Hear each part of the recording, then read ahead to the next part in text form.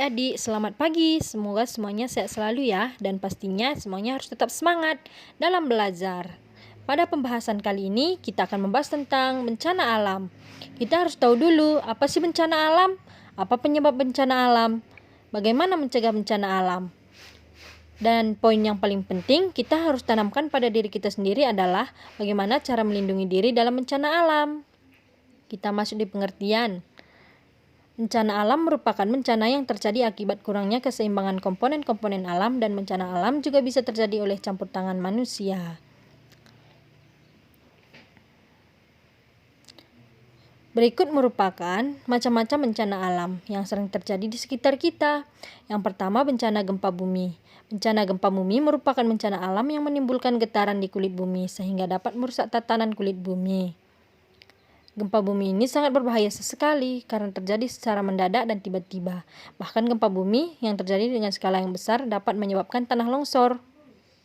Ketika terjadi bencana gempa bumi, apabila kita sedang berada di dalam ruangan, maka segeralah untuk pergi ke ruangan. Tapi jika pintu keluar terlalu jauh, maka segeralah bersembunyi di kolong meja atau kolong tempat tidur. Dan terutama lindungi kepala kalian dengan tangan. Yang kedua adalah bencana banjir. Banjir adalah peristiwa bencana alam yang terjadi ketika aliran air yang berlebihan merendam daratan. Banjir biasanya terjadi karena banyak hal, seperti hujan yang berlebihan, meluapnya aliran sungai, danau, dan lautan. Banjir juga dapat diakibatkan oleh ulah manusia, seperti penebangan pohon secara liar, yang mengakibatkan ketika terjadi hujan dengan volume yang sangat tinggi, air hujan akan lebih lama terserap oleh tanah dan tumbuhan, yang mengakibatkan banjir.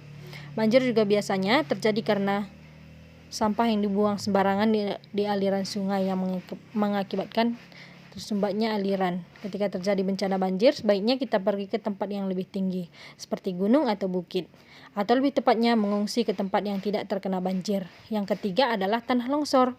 Tanah longsor adalah bencana alam di mana anjlokan massa tanah di bukit atau gunung. Tanah longsor biasanya terjadi ketika air hujan meresap ke lahap di puncak bukit atau gunung, dan aliran air kemudian menyusup ke rekahan-rekahan batuan, dan semakin lama airnya semakin menggenang sehingga semakin berat, dan akhirnya bencana tanah longsor pun terjadi. Ketika terjadi tanah longsor, segeralah lari ke tempat yang lebih aman, atau lebih tepatnya ke tempat pengungsian. Jadi adik-adik, bencana alam dapat saja terjadi kapan saja dan di mana saja. Jadi kita harus tetap berhati-hati, waspada, dan jangan lupa berdoa agar kita dilindungi oleh Tuhan. Sekian dari saya, semoga adik-adik semuanya terbantu atau semoga bermanfaat. Sebelum kita menutup pertemuan ini, di sini kakak mau mengetes kalian dengan kuis, apakah kalian sudah paham dengan bencana alam atau mengenal bencana alam? Baiklah, manakah dari kedua gambar tersebut yang merupakan bencana alam banjir? Ayo adik-adik, mana gambar nomor berapa?